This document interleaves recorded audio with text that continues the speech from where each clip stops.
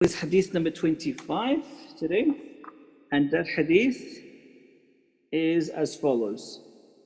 The Prophet ﷺ is reported to have said, Al-Muslimu akhul Muslim, la yadhlimuhu, wa la yakhdhuluhu, wa la yahqiruhu. Which roughly translates to, the Muslim is the brother of his fellow Muslim, he does not wrong him, let him down, or despise him. Now this is again in the series of hadith and guidances from the Prophet ﷺ regarding how we should be towards each other and how a Muslim community is supposed to be, what the rights of that we have upon each other. Now, as I mentioned a couple of days ago, this is very important for a harmonious society so that we do not have problems. Islam, because Allah subhanahu wa ta'ala is the creator and He's the one who came, who made Islam for us. So Allah knows what is good for us. What if we do, we will not have problems in the first place. So that's what He's guided us, either directly in the Quran or through the Prophet ﷺ, such as in these hadiths. So Islam places a lot of importance on justice, which is the opposite of dhulm. Okay, in fact, so much so that, among the 7 categories of people who will be given shade on the Day of Judgment when nobody else will be given shade, the first category of those people is the just ruler or just leader, the one who deals with everyone fairly and properly, as they should be, giving them the rights. The opposite of that is dhulm. So the first thing this part of the hadith is saying is, Muslim is the brother of Muslim. So as we talked about a couple of days ago, just like you treat your own brother, blood brother or sister, without trying to trick them, without betraying them, without cheating on them and so on. So we should treat every other Muslim as such. So that's the first thing. Then, la yadhlimhu, does not wrong him. So wrong him is like the opposite of being just to a person. Okay, so this is in a form of, these 3 things, they're not prohibitions, or they're not, actually they are prohibitions, but they didn't come in the form of a prohibition. And as I've mentioned earlier, that's because sometimes when it comes like a news, information, rather than a prohibition or a command, it's actually more powerful like this. Because this is telling you, if you and I or anyone claims to be a Muslim, then our characteristic should be that we don't do dhulm to anybody else, that we don't let any other Muslim down, that we do not hate them or look down upon them, and so on. So it's a very powerful way of getting that same message across, that this is all haram and we cannot engage in such behavior. So the first thing to be able to understand these kind of concepts is, I've got a whole bunch of questions. Now I want everyone to pay attention to them. Make sure you're not doing these kind of things or similar. So some of the questions to ask yourself, such that we can understand what we're on about, is, are you okay with being oppressed? So you, the receiver, are you okay with being oppressed? Are you okay with not getting your rights? And are you okay with others getting what they deserve? Sorry, are you okay with others getting what you deserved? So maybe you deserved, I don't know, a raise at work, a higher position or something, but somebody else got it. So you think it's dhulm on you. So, but are you okay with that? Are you okay with being told off when it's not your fault? This happens quite often. Are you okay if you get someone to do a job for you, like around the house or something, like an odd job, tradesman job or something, and then they do a bad job or cut corners when you are not looking? And even if you're looking, sometimes what happens is we don't know everything about every field, do we? So maybe you have no idea about plumbing and they cut corners, they do a bad job and go. Are you okay with that? Are you okay with being the recipient of that bad job? Some more questions. Are you okay with not being listened to when you try to give a valid explanation? So something happened, you're trying to explain to someone says, nope, I don't want to hear it. Are you okay with something like that? Are you okay with being made fun of? This happens very often in gatherings without people even realizing. And honestly, I've seen this one, people being made fun of in gatherings where the people have been very close to each other, good friends, and that's where they let the guards down. And that's where you easily cross borders into hurting other people. Anyway, some more questions. Are you okay to buy something that you were told was of high quality, but it isn't? Are you okay with being humiliated, either openly in front of other people or just even you and the one who's oppressing you or humiliating you? Are you okay with that? Are you okay with others thinking that you are a low person, low caste person, low status person, or something like that? Are you okay with that? Now, I can guarantee that all of us would have said no to these answers. So these questions were geared so that you can think from the perspective of the receiver of dhulm, from the receiver, the one who's been wronged. That's how I worded these questions, so that now we understand the hadith when it says, don't do this. So then, if you were to do that dhulm, then you are making somebody else go through all of these feelings that you just now, I'm sure, agreed, no, I don't like it, I don't want it, I'm not happy with it, and so on. So then let's not go ahead and do it to other people. The Prophet ﷺ gave us a very beautiful hadith. It's a very difficult hadith to implement, actually. He said, none of you truly believes until he loves for his brother what he loves for himself. That's what I was getting at with these previous questions as well. Because are you happy with being the recipient of the dhulm? No, none of us are. Whether it's small dhulm, big dhulm, financial, or any other dhulm, you're not happy with it. So then don't do that to other people. That's what this is getting at. And oppressing and wronging others is considered very bad quality. We know this, okay? So I don't know why we end up doing this to each other, especially the Muslims do it to other Muslims. From what I've noticed with a lot of people is Muslims are very good with other non-Muslims. And that's good, because we're supposed to be very good with everyone, really. But why is it that when it comes to Muslims that we suddenly put our guards down and we are quite often at the worst behavior? We are always tricking each other, or many of us, unfortunately. And we cut corners, the one that I talked about earlier. For some reason, it's there rampant. And a lot of people have complained about this. So much so that I've actually heard, this is very sad actually, I've heard some Muslims say that if they have a job around the house or something, then they would probably not call a Muslim tradie, because they've been tricked so many times, let down so many times. So this is the opposite of how our society is supposed to be. So this quality of oppressing and wronging others is something very bad. No one accepts that, no one. And on the opposite side, we are required to be just with everyone. The Prophet ﷺ, he never ever wronged anyone. And in fact, he said, regarding the topic of being just and not doing dhulm to anyone, he said about his own daughter, he said that if Fatima, my daughter, was to have stolen something, then he would have punished her with the Islamic punishment. His own daughter, not look for excuses, not let her off, it's the first time offending, or this or that. If something is deserving, it's deserving. Just like you would implement it on some people, need to implement on others.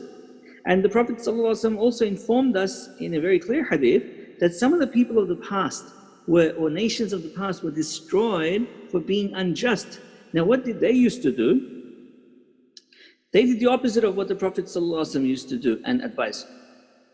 What they did was, if a low caste person in the community did something wrong, okay, someone poor, someone low class, someone who they didn't look up to, someone hardly worth anything, if that kind of a person did something wrong, then they would apply the full force of the law to that person, male or female, completely. Whatever punishment they deserved, they would give them.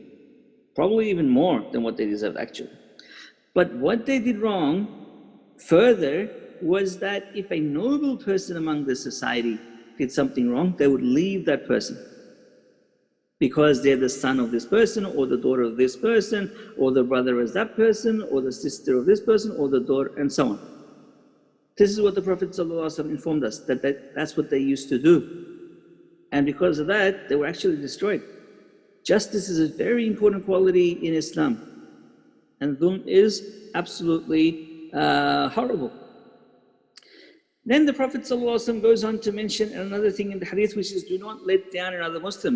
So this is like a scenario where if someone is being wronged and you're in a position of power or something like that where you can, jump in and help out, then you're supposed to be. Then you're supposed to help out. In fact, we should be doing that with everyone, even non-Muslims. As I said, we're not allowed to wrong and do injustice to even a non-Muslim. No, that's not a characteristic of a Muslim. But more so for a Muslim, that we should help that person out whenever we are able to. And then the next thing the Prophet ﷺ mentions is do not look down upon other Muslims. This again, unfortunately, is happening big time. And the reason it's happening is, as I've highlighted there, this happens when our scales are worldly scales. When the way we judge people is based on the world. And I gave some scenarios there, and a lot of this might ring a bell to us. Now, if any of these or similar of these are in us, we need to immediately fix ourselves. Such as, for example, you enter a house and immediately check the house and furnishings to see who's better off. Now, you might just check the house from a different perspective, or the furnishings from a different perspective. That's a different story. I'm talking about where a lot of people fall into, where they're checking out to see, okay, well, that person, I've got a better sofa, I've got a bigger house, and so you look down upon that person. You suddenly think that you are of a higher status, a higher position. And this might even come across in some of the words and things that you say. And another one, you want to know a person's job and salary to see who is better off. So what's happening here? Our scales of judging people is all offline. It's all corrupted. It's worldly based. And you look down upon a person who is renting while you bought a house on interest, for example. Now this is even worse because firstly, you're looking down upon a person. And secondly, you probably bought, or some people, as they've done, they've bought a house on interest, which is an extremely big haram. So you're trying to, firstly, you're thinking you're better than somebody else. That's wrong. And then what you think you're better off in, that's actually a very big sin. So that puts you in much more trouble than the other person. So we need to have the correct scales. Now, the Prophet ﷺ told a very, very amazing hadith, okay? Very, very amazing hadith to put life into perspective. He said, picture a whip, okay? The whip that you whip and lash someone with. He said the space of that, the area of a whip in Jannah, okay, is better than the whole of this life, the whole of this dunya. How much is the area of a whip? Hardly anything. Even if it's long, it's very thin. Okay? It's tiny, the actual area of it. So that much area in Jannah is better than the whole of this life. And because of this life, we go so astray, unfortunately. So we need to have our scales correctly and judge everything properly. So what is this? So the real scale is the one with Allah subhanahu wa ta'ala, which is piety, which is fear of Allah, which is obedience to Allah. Allah subhanahu wa ta'ala says, Inna akramakum indallahi atqakum. The most noble of you all with Allah are those who are most God-fearing. So this piety, fear of Allah and taqwa, it means that you're abiding by the commands of Allah and staying away from His prohibitions. That's the true judge. And the Prophet ﷺ, in his farewell pilgrimage, he made it very, very clear. He said, because he was an Arab, and so no Arab thinks that they're better than others, he quashed that idea. He said, no one is better than anyone else. Not an Arab over non-Arab, not this color over that color, no. But the superiority comes in piety. Now piety, the true piety, who knows it? Only Allah subhanahu wa ta'ala. What we can see is just the outward actions, but the true is with Allah subhanahu wa ta'ala. So we should not be thinking and judging people the wrong way, and we should be judging people the right way. Now we're not supposed to get into people's hearts. We go by what's apparent. Allah will judge people on their hearts and on their judgment, and there's no way. In fact, one of the sources of our problems in society today is we judge people's hearts. We say, you did this because of this. You wanted this. But that's jumping to conclusions. Subhanallah. And Islam has so many proofs that why we should not be jumping to conclusions. And again, why is it like very bad to look down upon others? Because it implies that you think you are superior to them. And while the reality is the opposite. The reality is that Allah blessed you with everything you got. So go back to the earlier ones that I talked about. Let's say a house, a big house, nice house, whatever. If someone has a smaller house than you, then who actually gave you that house? Allah is the one who gave you everything. Don't ever become like arrogant or let the shaitan tell you you had anything to do with that. You're just the recipient of the house. If ever you doubt this, then go and have a look at a dead person. Okay? Talk to the dead person if you can and say, lift your finger, open your eyes, blink for me, move your little toe, move your toe or something like that. Open your lips a little bit. Can they? No, because Allah decided that time they can't do anything. That's the reality. So everything that we have now, alhamdulillah, I'm able to speak now, you guys are able to hear, everything like that. All of it is from Allah subhanahu wa ta'ala. So if that's the case, why are we even looking down upon other people at all? So unfortunately, some Muslims are, have gone down this path, and they need to fix themselves. They have to realize that the difference between us and anybody else who doesn't have something is Allah. It's as simple as that. I mentioned this like last week as well, with those Muslims around the world going through very difficult times. The difference between them and us is Allah tested them that way, withholding some provisions, and Allah is testing us this way by giving us something. Similarly now with the coronavirus situation, there have been hundreds of thousands who have been affected by it. Actually now I think we're past 2 million or something. I'm not sure what number it is latest. Okay, so what's the difference between those people and us, alhamdulillah, who haven't got it yet? It's Allah. We're taking precautions, yes, because that's what a Muslim is supposed to do. But the true difference is Allah subhanahu wa ta'ala. So if that's the case, then do we have a right to look down upon anybody else? No, we do not. And it can go further than that. So like, if the other person has got sins, then show them the right way. Brother, sister, what you're doing is wrong, that's haram, this is how it should be done, or that's not what you should be doing, and so on. If the other person has, for example, a physical disability, then try to help if you can.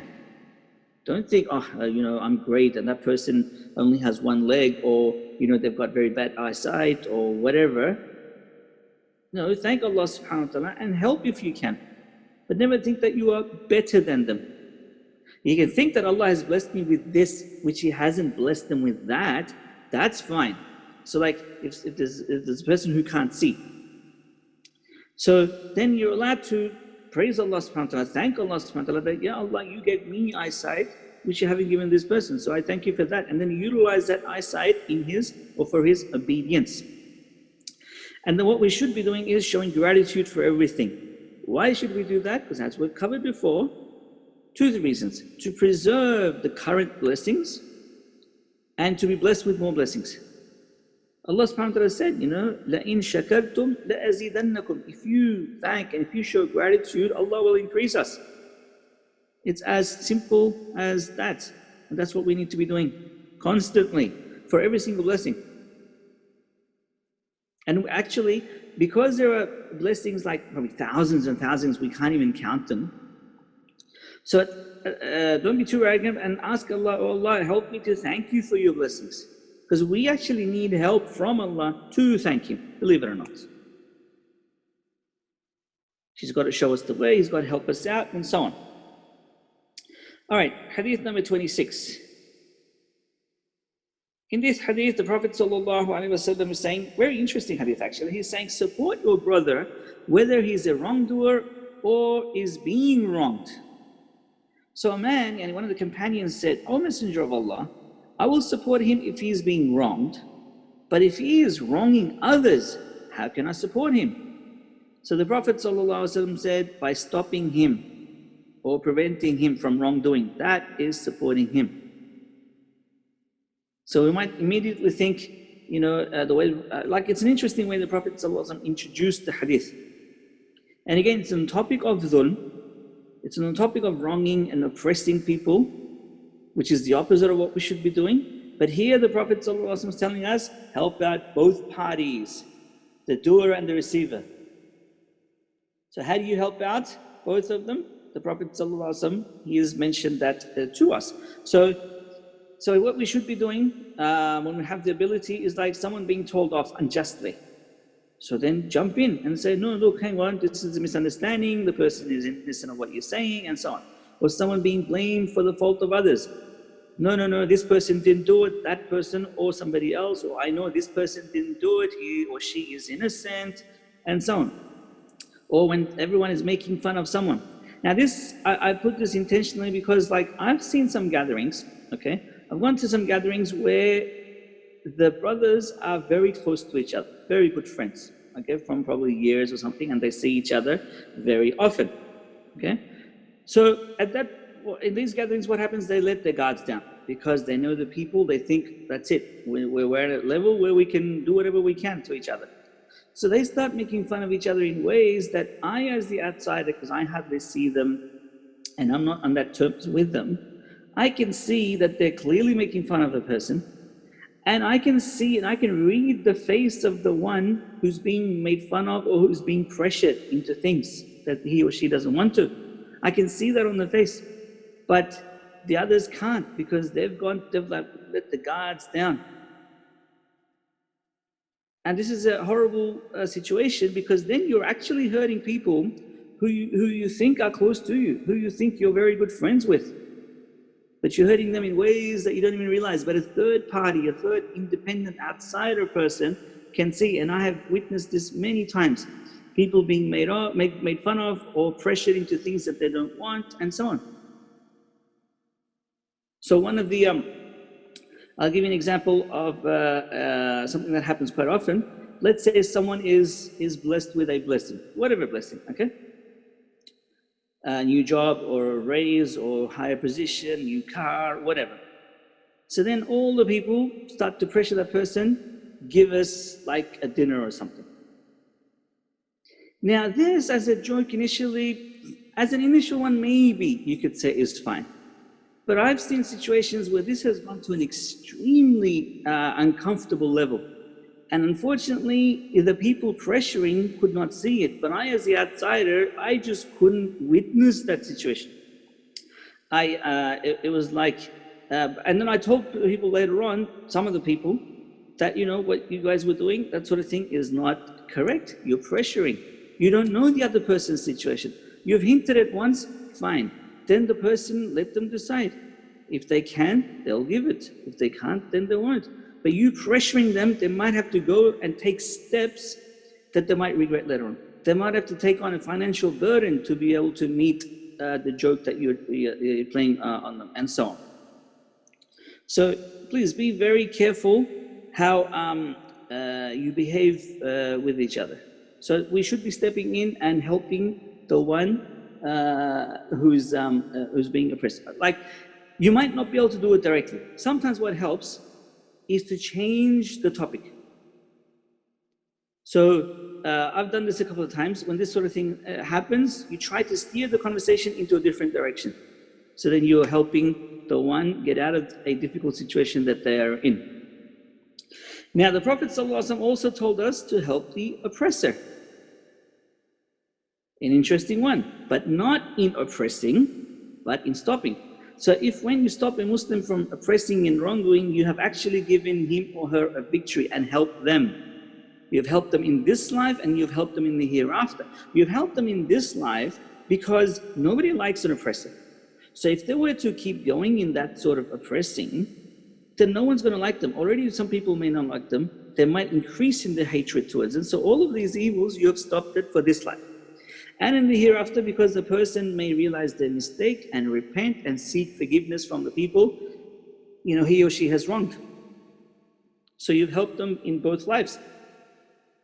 And helping an oppressor or wrongdoer doesn't mean exposing their faults. Be careful. This is not a free ticket for you to go and do whatever you want. Okay, you have to use wisdom, perhaps on the side, after the gathering is finished or that sort of thing, and then they have plenty of chance to go back and fix the wrongdoing that they have done. So we should be stopping the wrongdoing, but use wisdom. Don't make situation worse, because if you were to expose the oppressor and say it in a bad way, then guess what? That oppressor has now become the oppressed, and you who was trying to advise, you have now become the zalim in that particular situation. So it'll only work if you do it with wisdom. Perhaps take them to the side. It could even be the same gathering. Take them on the side, say, look, you said this earlier, blah, blah, or you did this earlier.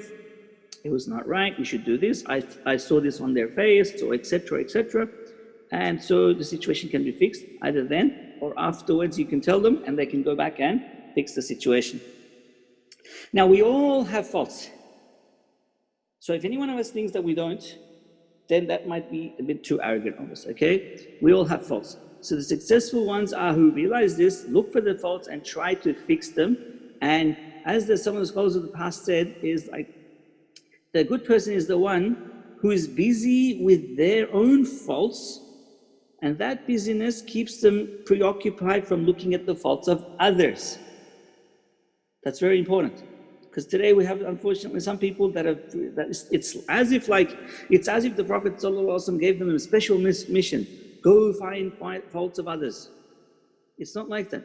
We have to work our own faults, and if you come across other people's faults, help them to get rid of them. So Umar radiallahu anhu, look what he said. It's reported that he said, the best gift my companions have given me is my faults and shortcomings.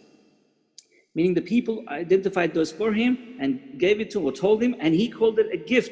In fact, he said it's better than the gifts that he has been given, like other gifts that we normally give to each other. He said, this is the best gift that I've been given. Now, if any one of us was told that you've got this or that fault, how would you respond? How would you respond? I once did an exercise with some of my students, and I regret it till today. This was many years ago.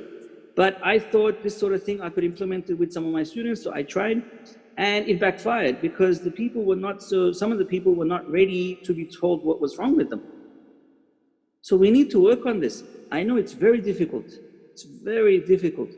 But if you realize that perfection is for Allah only, and then you realize, okay, who am I? I'm no one. Of course I'm going to have faults. I've probably got more than what people are telling me. So we need to have that attitude. And what kind of friends do you have or do you want? The first kind lets you off for whatever you do. Okay, you make fun of other people, you embarrass them, you tease them, you backstab them, you do whatever, they let you off. They're not real friends. They're not real brothers in Islam. The second is will advise you if you fall short or cross limits. That's the real friend. They'll tell you either there on the side or later on, you did this, you shouldn't have said that, you should probably go and apologize to this person, or I felt this on the face, etc., etc. So we need to be constantly doing that. And realize one very simple reality, okay? Which is that because we're in this world together and we know each other, we're living with each other, okay? So we need each other to get to Jannah and avoid hellfire. It's as simple as that. So someone who is constantly wronged, will find acts of worship very difficult to perform and concentrate on. If you're always blamed, if you're always oppressed, if you're always wronged on the receiving end, you're getting rewards, but it's very difficult for you to do acts of worship and concentrate. Your prayer, you probably don't even know what's going on in the prayer. Similarly, someone who is a wrongdoer or oppressor needs people to tell him or her to stop and to point out what he or she is doing wrong. So we need each other, otherwise we're going to be in very big trouble. So as I mentioned, find the friends who will gift you your faults. Think of it as a gift. Think of it as a gift. When someone points out to you nicely that, brother, sister, you have this, or you did this, or you said that, say Jazakallah khair, rather than saying, oh, who is this person? Who are you to tell me this? That's the attitude we should not have. Okay? Now, that's the end of today's talk, today's explanation.